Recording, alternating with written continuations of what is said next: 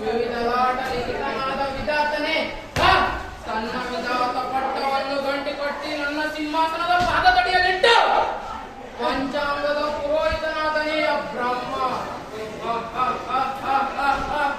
ಹಾಗಾದರೆ ನನ್ನನ್ನು ಕ್ಷಣ ಕ್ಷಣಕ್ಕೂ ಕಾಡಿಸುತ್ತಿರುವ ಈ ಭ್ರಾಂತಿ, ಕ್ಷಣಕ್ಷಿತ ಕ್ಷಣ ವಿಪರಾಧ ನವಗ್ರಹಗಳ ಕ್ರಾಂತಿಯೇ ಈ ಭ್ರಾಂತು ಭ್ರಾಂತು. ಕ್ಷಣ ನಾನು ಚತುರ್ದಶಕ ಭುವನ ಭಯಂಕರನಾದ ಲಂಕೇಶ್ವರ ರಾವಣ. ಈ